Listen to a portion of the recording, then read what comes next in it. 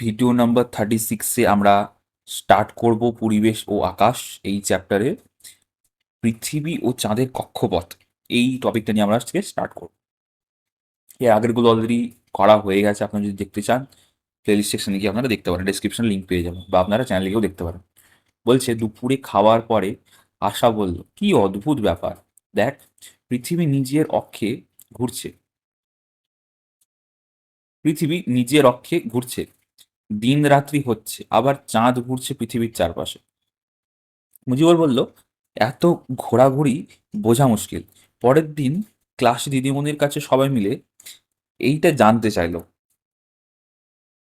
দিদিমণি একটা ছবি দেখিয়ে বললেন, ছবিটায় সূর্য, পৃথিবী, চাঁদ ছাড়া আর কি দেখছো?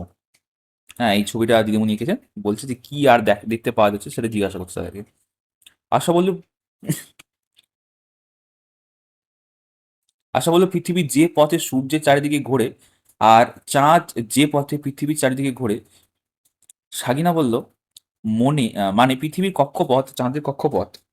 ধরো পৃথিবীর কক্ষপথটা সাইকেলের টায়ারের মতো, তবে টায়ারের মতো পুরোটা গোল নয়, অনেকটা উপরের ছবির মতো।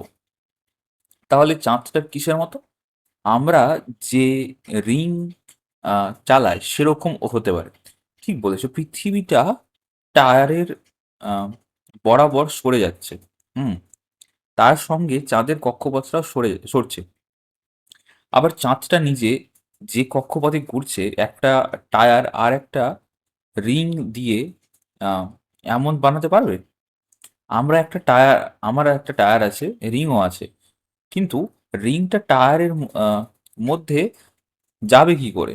মুজিবুর বলল, তা দরকার নেই, একটা তার দিয়ে চাঁদের কক্ষপথ করে নেব।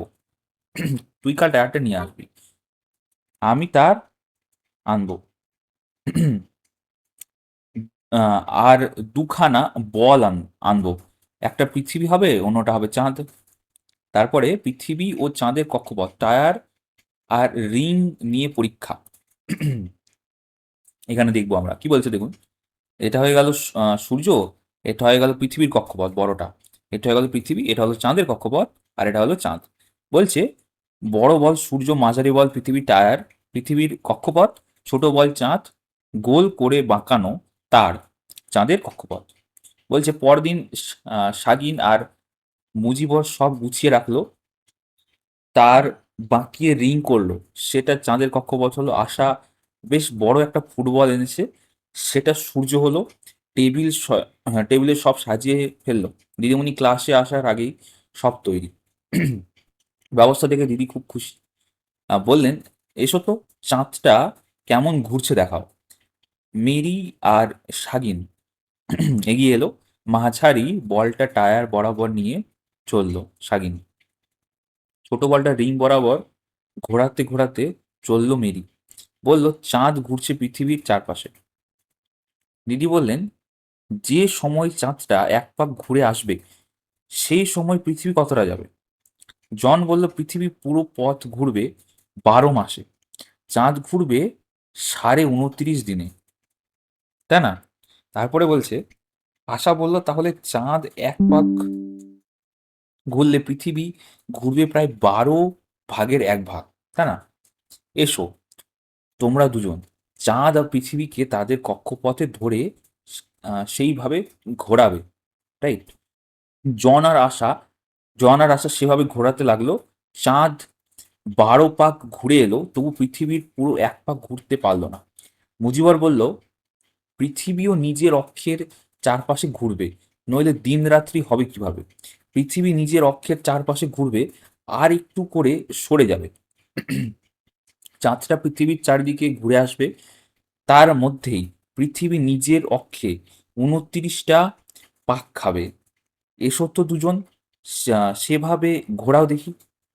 এক হাতে চাঁদের কক্ষপথ নিল মুজিবর, অন্য হাতে পৃথিবীটা ধরল, আর নিজের অক্ষে ঘোরাতে থাকলো।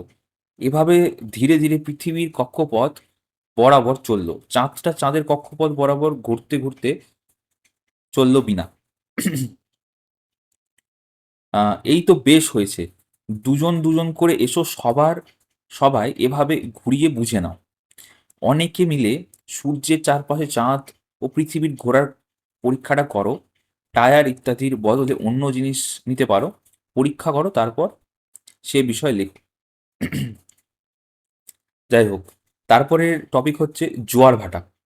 বলছে কি দেখি, সবাই একবার করে সূর্যের চারিদিকে পৃথিবী আর চাঁদের ঘোরা দেখানোর পরীক্ষা করলো। পৃথিবী আর চাঁদ কোথায় থাকলে অমাবস্যা আর পূর্ণিমা হয় তা বুঝে নিল সবাই। হুম। দেখে শুনে পুলক বলল, অমাবস্যা পূর্ণিমার দিন সমুদ্রে ও নদীতে জল খুব বাড়ে, সেটাই জোয়ার। রাবেয়া বলল, জোয়ার কি জানিস না? সমুদ্রের কাছে নদীতে জল বাড়ে, রোজই জোয়ার হয়, পরে জল কমে যায়, তাকে বলে ভাটা। আলী বলল, কিছু নদীতে এমনিতে জল থাকে না, জোয়ারে জল আসে, তখনই নৌকা চলে, লোক যাতায়াত করে। রাবেয়া বলল, যখন তখন জল বেড়ে যায় আবার কমে যায়? না না, প্রায় 12.5 ঘন্টা অন্তর বাড়ে, একবার বেশি জোরালো, একবার কম জোরালো। পরদিন ওদের কথা শুনে দিদি বললেন, চাঁদের আকর্ষণের জন্য এমন হয়। পৃথিবী তবে পৃথিবীর ঘূর্ণনেও একটা ভূমিকা আছে। মুখ্য জোয়ারের মূল কারণ চাঁদের আকর্ষণ, আর গৌণ জোয়ারের মূল কারণ পৃথিবীর ঘূর্ণন। এ কথা বলে দিদি একটা ছবি আঁকলেন, বললেন, পৃথিবীর যে দিকটা চাঁদের সামনে সেদিকে জল যেমন বাড়ে, পিছনের দিকের জলও বাড়ে, ফলে সেখানেও জোয়ার হয়।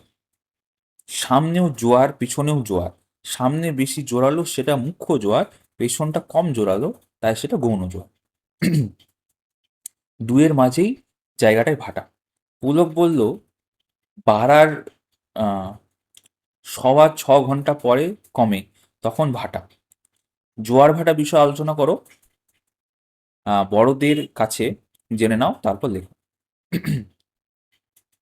তারপরে বলছে, পরিবেশ ও আকাশ, এই চ্যাপ্টার একটা নতুন পার্ট হচ্ছে, কেন 12.5 ঘন্টা।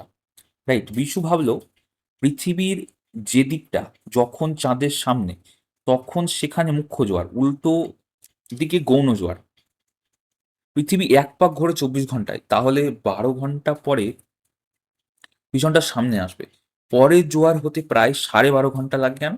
দিদির কাছে এটা জানতে চাইল। দিদি বললেন, সেই সময় চাঁদও একটু সরে যায়। কেউই ভালো বুঝতে পারলো না। তা দেখে দিদি আহ, একটি ঘড়ি আনলেন। 12টা বাজে, ঘন্টার কাঁটার ওপর মিনিটের কাঁটা। তারপর বললেন, আবার কখন দুটো কাঁটা এভাবে একসঙ্গে দেখা যাবে? বিশু বলল, একটার কিছু পরে। একটাই নয় কেন?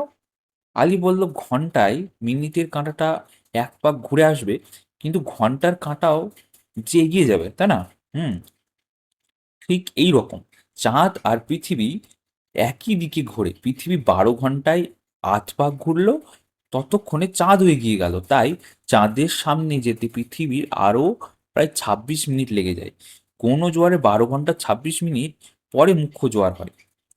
পুলক বলল, অমাবস্যা পূর্ণিমাতে জোয়ারের জল বেশি বাড়ে কেন?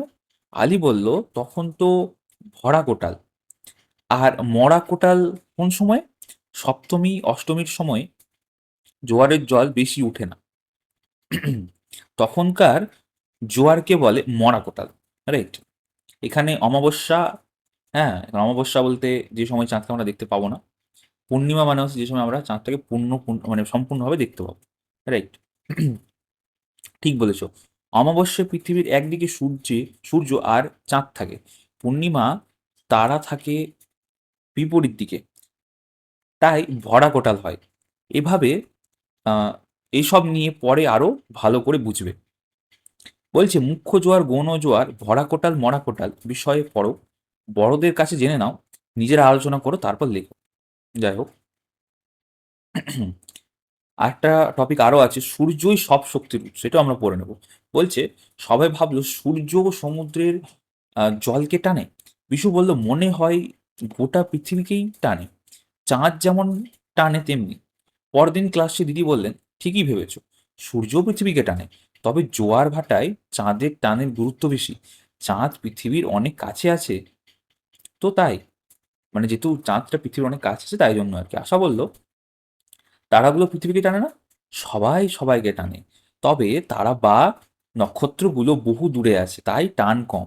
কত দূরে আছে? সূর্যের দ্বিগুণ, আরো বেশি, আরো অনেক বেশি। সূর্য থেকে পৃথিবীতে আলো আসে প্রায় 8 মিনিটে। সূর্যের পর সবচেয়ে কাছে নক্ষত্রের নাম হলো প্রক্সিমা সেন্টাউরি। সেখান থেকে পৃথিবীতে আলো আসতে 4 বছরেরও বেশি সময় লাগে। এই বলে দিদি বোর্ডে দেখালেন, সেটা কত গুণ সময়? আলী বলল, অনেক, প্রায় 3 গুণ। অন্য তারাগুলো এর থেকেও দূরে? হ্যাঁ, আরো বহু দূরে নক্ষত্র আছে। বিশু বলল, সেজন্যই তাদেরকে এত ছোট দেখায়। আসলে অত ছোট নয়। ঠিক তাই, বহু নক্ষত্রই সূর্যের চেয়ে অনেক বড়। তবু তাদের বিশেষ কোনো প্রভাব পৃথিবীতে নেই। পৃথিবীর আলো, তাপ সবই সূর্য থেকে আসে। সূর্যই আমাদের সব শক্তির উৎস। পুলক বলল, গাছের কাঠ পুড়িয়ে তাপ পায়, গাছ চাপা পড়ে কয়লা হয়েছে, কয়লা পুড়িয়ে তাপ বিদ্যুৎ হয়, তাহলে কিছু শক্তি তো গাছ থেকেও পায়। মিনি বলল, কিন্তু গাছের খাদ্য তৈরি করতে সূর্যের আলো লাগে, সূর্যের আলো ছাড়া গাছ বাড়বে না, বাড়তো না, রাইট? আশা বলল, গাছ জন্মাতই না, বীজ ফোটার তাপ কোথায় পাবে? বিশু বলল, আর গাছ না থাকলে আমরাও থাকতাম না। কোন কোন কাজ করার শক্তি সূর্য থেকে পাইনি বলে মনে হয়, সেগুলো নিয়ে নিজের আলোচনা করে লেখো। তারপরে হচ্ছে জীবজগৎ বাঁচিয়ে রাখবো আমরা, রাইট? এটা পৃথিবী, পরিবেশ ও আকাশ চ্যাপ্টারের নেক্সট পার্ট। যাই হোক, আজকে আমরা একটু সূচিপত্রটা দেখে নিই। তো আমাদের এই যে উপরে যে চ্যাপ্টারগুলো আছে এগুলো অলরেডি কমপ্লিট হয়ে গেছে। আমাদের এই মুহূর্তে চলছে হচ্ছে পরিবেশ ও আকাশ, এরপরে হচ্ছে মানবাধিকার ও মূল্যবোধ। বেশি নেই, অল্পই আছে। সকলকে অসংখ্য ধন্যবাদ ভিডিওটা দেখার জন্য, এবং বাকি ভিডিওগুলো আপনারা প্লে সেকশনে গিয়ে দেখতে পারেন, ঠিক আছে? এবং সকলকে অসংখ্য ধন্যবাদ এবং অল দ্য বেস্ট।